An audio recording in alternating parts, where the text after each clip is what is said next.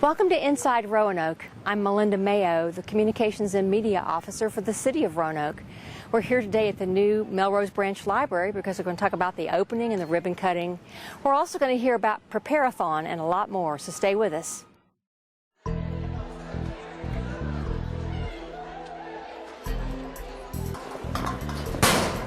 What's up, punk? What you taking those books home for? They ain't gonna help you on the streets. To study?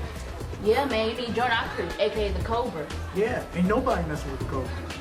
I mean, I don't know. I kind of want to go to college. Nah, man. I mean, we're just having some fun. Nobody in our gang gets caught anyway. Well, I guess sure. All right.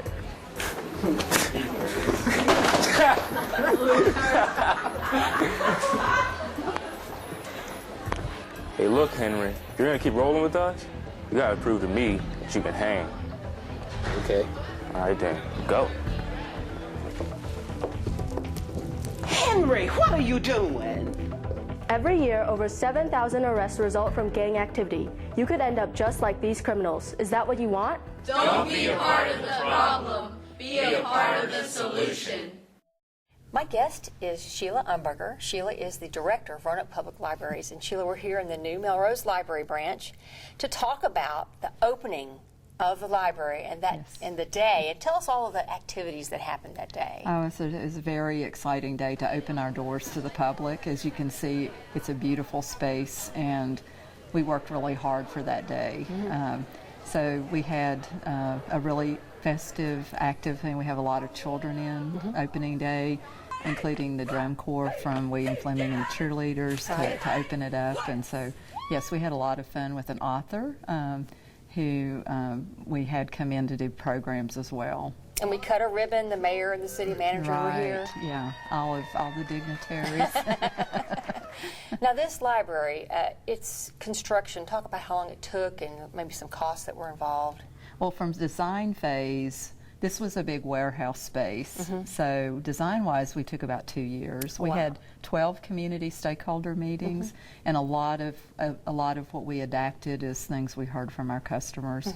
As far as being closed, we were only closed for 6 weeks while we moved from our previous branch to this new location. As far as construction, it took about 14 months. Okay. And the cost for this library was? Just a little over $4 million. Okay. Now, other branches in the city have been renovated. Why did we decide to do a totally new branch for Melrose? Well, in this particular spot, when we were offered almost 15,000 square feet, our current building, the building we were in, was 6,100 square feet. It was built in 1964. We evaluated it from a cost analysis and also by location, because we're back on Melrose, which is where we were originally before 1964.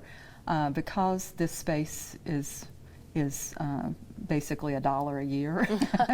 Because of that cost, we're not paying a lease cost. So the great part is we could do more in a larger space than if we had tried to like replace the roof, for example. So there's more quality here to what we can offer. And there's a lot of neat special features. I see with computers behind us. There's a business center. Talk about some of the features that come with this library. Well, first off, even before we reopened here, we had more computers, but in this particular case, we have all brand new computers. Oh, that's great. More computers here than any other branch. You can see the small business center here. That is a collaboration. It's kind of a pre-entrepreneurial. We plan to do a lot of programs and a lot of support from the community. We also have a teleconferencing center that we're going to have here that people can use, as well as fax and other higher end equipment to help a small business owner. Other features in here, we have a STEAM lab, which we're very excited about. It's a very flexible science, technology, engineering, and we added art and math. And so we have a lot of programs in there for adults and particularly children. And we have a dedicated teen center for the first time. And we have tablets that we're trying out, that we're checking out in-house for people to use to learn technology, particularly for teens. So the focus here is small business development as well as technology and art and programs. And also, I noticed there's some art over here behind you. There's going to be some public art coming to the library. Yes, and what you see here is Dorothy Gillespie. She's a local Roanoke artist, and she was very famous in New York, and this is a piece that was in a private collection that the foundation has gifted to the city of Roanoke. Okay. We also have panels that were in Rockefeller Center. Wow. So she's very colorful. It fit right in. We felt like the art came to us later. It was like we designed the colors around this art. It's really stunning. Yes. So there's so many different and new features here, and it seems like the way people are using libraries is changing. Talk about that and why you think it's changing. I think for a long time we've been moving toward a community center model in Roanoke. I think that comes naturally to us. I think we already had that in our toolbox, so to speak, but by building the facilities, we've created spaces. So, for example, we've designed this one like we did previous branches so that the community can use the community room after hours. Right. That's a need that we picked up on with talking to the community. We have linked. One of the things that came out in our stakeholder, they wanted to link to Lansdowne and that side of the park, and so we actually built a paved, lighted walkway to make that more convenient for customers.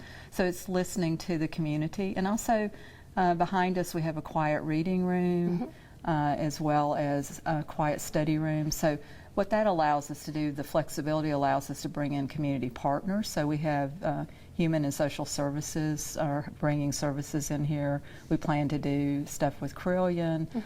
We do Feed and Read with Feeding America. So we have a lot of spaces. Blue Ridge Literacy, we have tutors. So there's a lot of places where we want to collaborate with the community to make it a more convenient place for people to come to get services from the city or from the community. Sheila, if someone had questions about the new branch or wanted any more information, how can they get that? They can always go to the city's website and search under libraries, or they can come by and just see us and check us out. On Melrose Avenue? Yes, 2502 Suite D on Melrose Avenue Northwest. It's a beautiful library, and thank you so much for sharing it with us. Thank you. Okay. A little soap and water can go a long way. When you wash your car in a driveway, the soap, oil, and grease can flow into storm drains and pollute our rivers and streams. Always try to wash your car on the lawn. This will allow the water to soak into the ground. If you have to wash your car in a driveway, make sure the water drains onto your lawn and not a storm drain. Use a biodegradable soap. Dump your wash bucket in your sink or allow it to filter through the grass. It's easy to keep your car and our waterways clean by doing the right thing. The Municipal Volunteer Program is designed with a focus on community outreach to encourage citizens to participate in local government. Serving as a volunteer will not only enhance your knowledge about the city, but also enrich your life and greatly benefit your community. Volunteer as an individual or with a group, every week or once a year. Whatever your skills and interests, there's an opportunity for you. If you're interested in becoming a volunteer, please complete an application by logging on to roanokeva.gov/MVP or calling 853-1801. Talking to Nell Boyle, and we're going to talk about the Green Academy. Nell, tell us when the Green Academy will start, where it'll be held. Give us some information about that. Well, the Green Academy starts in the first part of September. It'll be that second week of September, and you can see the dates are posted below. And we do it at Fishburne Park Elementary School. We do it in the library over there. The Fishburne Park School is a very green school. They've got a lot of wonderful features. We think it's an appropriate setting. Okay, and so who sponsors it? I know you're the sustainability coordinator, but is the city kind of the lead? Talk about that a little bit. Sure. So we are the lead, and we do invite local subject matter experts to come out and talk to us about their different area of expertise. So we'll have somebody from Ride Solutions come out and talk about the biking program and the bike share that's available in the community. And we'll have someone come out and talk about maybe local foods. We also have a professor from Virginia Tech, Sean McGinnis. And Sean comes and talks to us about greenhouse gas emissions and how we calculate that, and talks a little bit about renewable energy and some different ways that the city goes forward and tries to address some of these issues. Okay, so if somebody wants to sign up, want to register for it, and how should they do that? So what we'll do is we'll open an online registration, and for those people that don't have the online capacity, you can always just call or email me, and we'll give you that contact information at the end of the show. But the online information is very easy. It's a name, an address, and a couple of questions about food allergies and things like that. Okay, so how many people usually participate? I mean, you've had some in the past. So we cap it at 25 people because really we think that's about as much as we can handle. And I will tell you, Melinda, it fills up right away. It's usually only less than a week before it closes out. So we encourage people when they see that first announcement, if they're interested, to get online and sign up right away. And is there a cost? I mean, people pay to go? No, it's free. And we also have a little light meal that we serve at 5:30 before people come in. So if you're rushing home from work, there will be a little light sandwich or something that you can have to eat, so you don't have to stop at home. And then we start promptly at 6 with our first presentation. So it's a certain day of the week for so many weeks. Right. I believe we're probably looking at Wednesday this year, and that's why we're going to confirm that and let you know. Okay. What do you think the benefit is of having something like this for our citizens? How does it help them? Well, you go home with a whole list of things that you can do that will help the environment. So maybe you already recycle, but we might be able to give you some ideas of some more things that you can recycle or some ways you can save energy. But I think the thing that people really get out of it, Melinda, is they find out about all these different programs they didn't know that were going on in the community, and there are volunteer opportunities and there are resources available. So it really allows people to see some things they can really do and get involved with. And this is just another tool in our toolbox. I know we have had a lot of recognition for our success with sustainability. How does this add to that? Well, I think that, everybody that can learn a little bit more, and, a lot of us know a lot of things, but maybe there's something new out there that we haven't heard about yet, or some things are changing, some new ideas, and then some new things that are going on in the community that maybe you didn't know you could help with or get involved with. So I think it just helps educate the whole community to help us really do a better job of protecting our environment.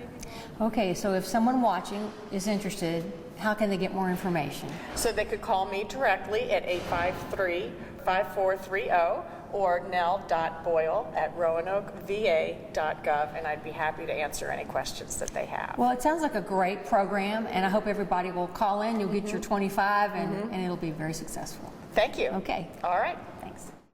3 facts about lead poisoning. Just a few particles of dust from lead-based paint are enough to poison a child. Lead from deteriorating paint can be found in the soil around the home and in older playgrounds. Since children often put their hands or toys in their mouths, washing their hands helps protect them from lead poisoning. Lead poisoning affects over 1 million children today. Find out when your home, school, and daycare center was built. If it was before 1978, it probably contains lead-based paint. Contact Lead Safe Roanoke at 853-5682 for more information.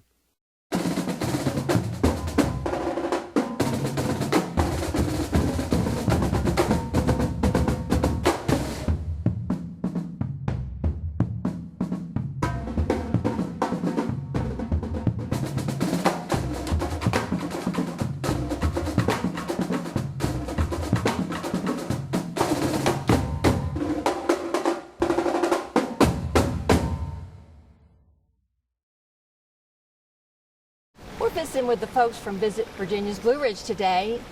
The president, Landon Howard. Landon, you have a guest with you. Yes, thank you very much, Melinda. This is Mary Kowinski, who is our sports development manager at Visit Virginia's Blue Ridge. Well, we want to know, remind us what Visit Virginia's Blue Ridge does for the region and for the city of Roanoke. We have a great mission of bringing in people from all over the world, whether it be for sports, whether it be for conventions, meetings, etc. Got a very unique partnership here as part of the Commonwealth in that we work with the city of Salem. We work with Botetourt County, Franklin County, and Roanoke County in one partnership. 5 jurisdictions working together in place marketing to put us on the map. Is there a mission or an overall goal that you all try to accomplish? Well, what we try to do is bring as many visitors as we possibly can. It's about filling up our hotel rooms, room demand, generating lodging tax, bringing people to our restaurants and to our attractions, and our beautiful Metro Mountain mix of offerings that we have all through Virginia's Blue Ridge. I understand you all have a special marketing campaign you've been working on now for a while. This Be a Trail Setter. Talk about that a little. It's been so exciting and so well received, not only from people outside our region, but also residents as well. We say be a trail setter. It's not just about getting out and hiking, which we have a lot of that, but it's coming and establish your own unique trail, whether it be arts and culture, whether it be our cuisine, breweries, wineries. We have such a wide variety of trails that you can come in and make your own itinerary and be your own trail setter. And sports has become part of what you all do. Talk about how sports marketing is making an impact and the launch of our VBR Sports. Talk Absolutely. About that. You know, Mary's an instrumental part of that. I mean, in terms of the mission, we have many hotels that are being built, and we have an incredible variety of sports that we entertain on a regular basis. And Mary can tell you a little bit more about that than me. Okay. Yes, so we have some really incredible facilities in Virginia's Blue Ridge, and we're very fortunate to be able to host a number of unique type of sporting events. In fact, the United States Tennis Association has been hosted. Their regional championship has been hosted here for the last couple of years in the city of Roanoke, along with the NCAA Division III Wrestling Championship was here at the Berglund Center in 2019. And then, of course, the Rail Yard Dogs, our minor league ice hockey team, is here. So we're very fortunate with all the different varieties of sporting events that we can host in VBR.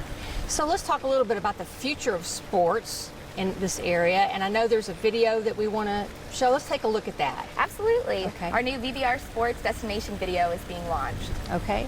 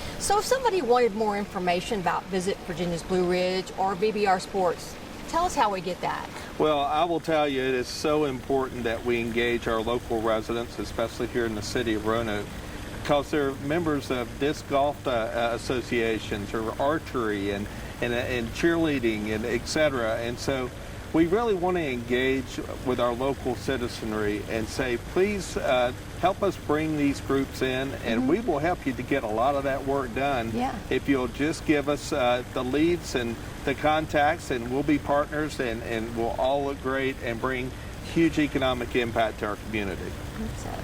And for more information on our sporting events, our calendar and everything, you can go to vbrsports.com.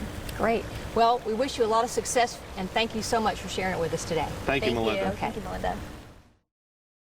Want to learn how to manage your money better, save for that car or dream home, or be able to bounce back from bad credit mistakes? Bank On Roanoke Valley can help. Bank On works with local banks, credit unions, and local governments to offer free classes at local libraries in our community. It's easy, free, and it's happening right where you live. Check out the calendar of classes or sign up at bankonrv.org or call 777-4200 for more information.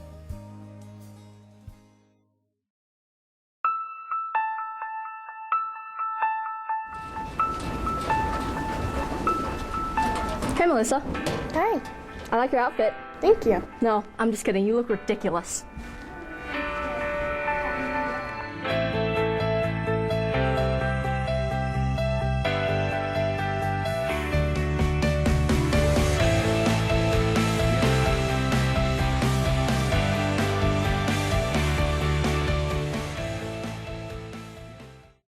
My guests today are Danielle DeHart with the Stormwater Division and Tiffany Bradbury with Fire EMS. And we're going to talk about an event that's coming up, the Prepare-a-thon. Tell us a little bit about that. So the Prepare-a-thon event will be hosted at the Center in the Square on Saturday, August 31st from 10 to 2. Okay, and what is a Prepare-a-thon? Basically, we just want the community to really learn about preparedness, that you've got 72 hours that you need to be prepared to be on your own should an emergency arise, whether that is man-made or whether that is a natural disaster. So we really thought this was a great idea to kind of get people engaged and get them to come in and just kind of see the different things that they need to do to be able to sit down with their families and into their communities to make sure that they are ready and that they are prepared. So what's the benefit of holding an event for this preparation? How does that help us? Just really building confidence for the people and the community to make sure that we're all taking our own actions and being prepared. And have you set some goals, some things you'd like to accomplish through the event? Well, I think September, it's a great time to have it because September's Preparedness Month. So we'll be rolling right into that time to making sure that everybody is ready to go. So I think one of our main goals is to just, of course, have people come out, but then to really have that 72-hour preparedness plan. Have an emergency kit, and everybody's kit looks different. Yes. So, you know, my kit might look very different than Danielle's kit or your kit looks like, but things that would keep you and your family sustainable for that first 72 hours.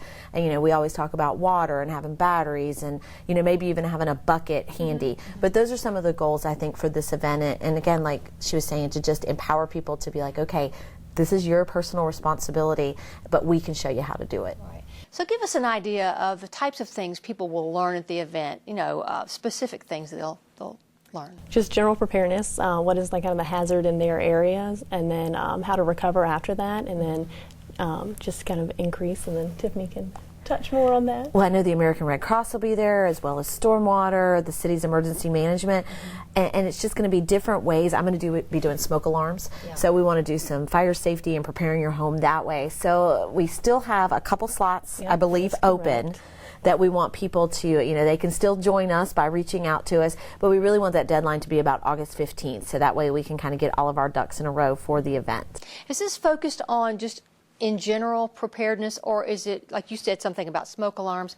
We'll be talking about flooding and things like that. Correct, yeah, flooding will be definitely one of the topics, and then general preparedness, and then smoke alarms, and then like Tiffany said, like emergency management, E911 will be there, kind of like Flood Smart, kind of like knowing how to prepare your home for a flooding event.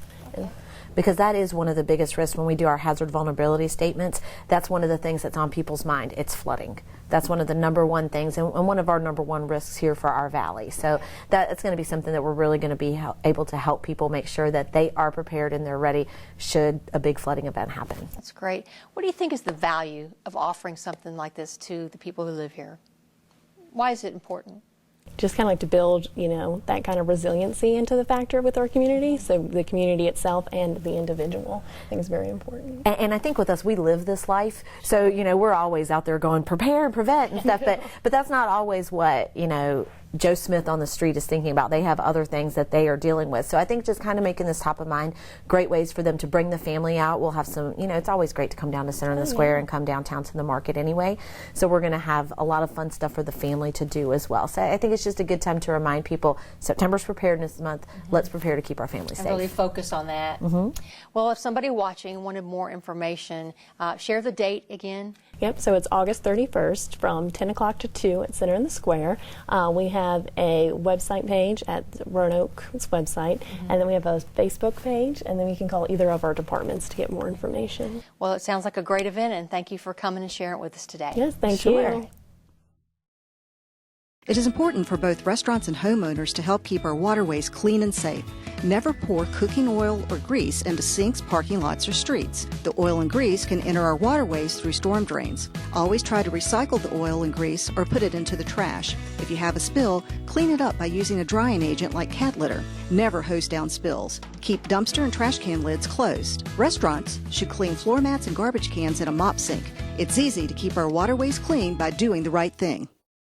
Lead poisoning is a preventable environmental disease which affects an estimated 1 million children in the United States. Lead is most harmful to children 6 years old or younger because they often put their hands and other objects in their mouth which may have lead dust on them. Growing bodies absorb more lead, and children's brains and nervous systems are more sensitive to the damaging effects of lead. Lead Safe Roanoke is a program to enrich and protect the families in the city of Roanoke by helping its citizens eliminate lead-based paint hazards from their homes. Get more information at roanokeva.gov/leadsafe. I'm talking to Amanda Brown.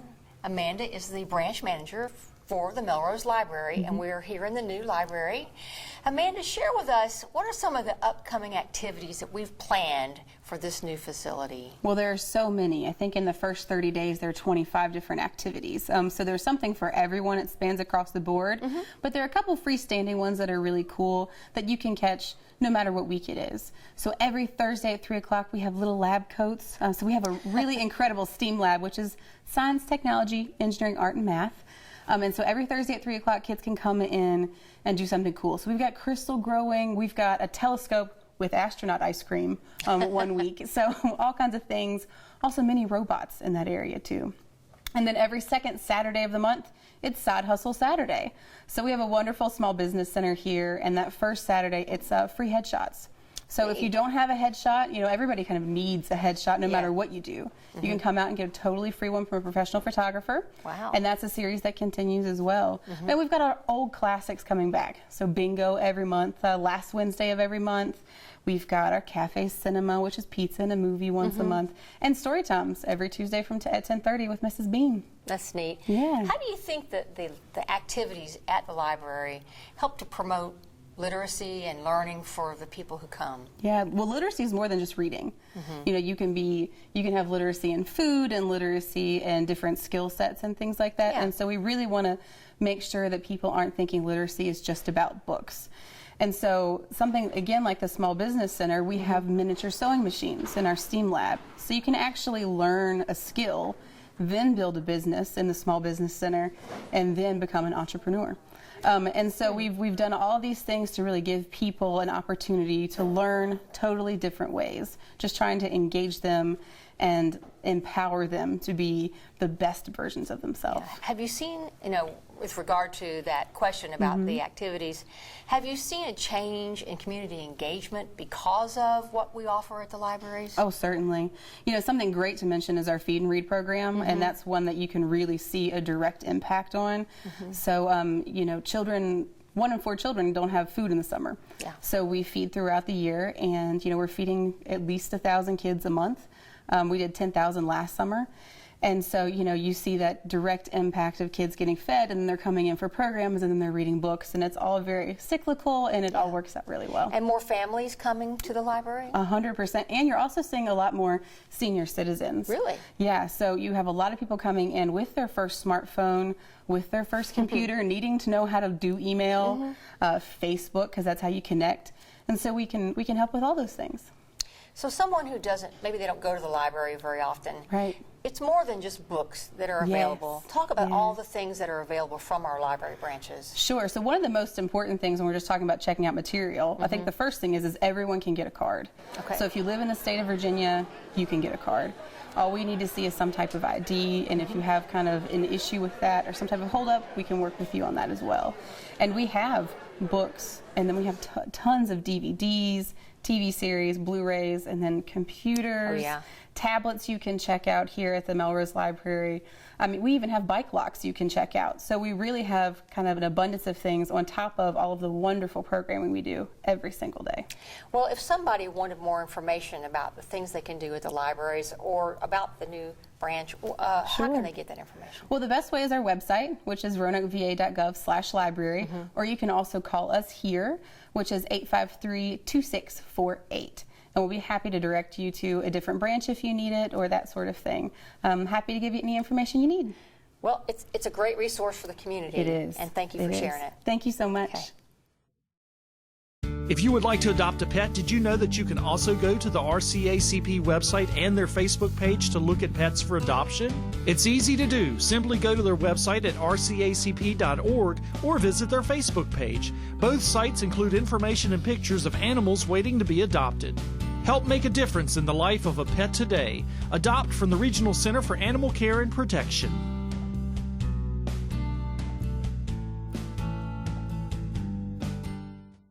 We hope you've enjoyed this month's show. We'll see you next time on Inside Roanoke.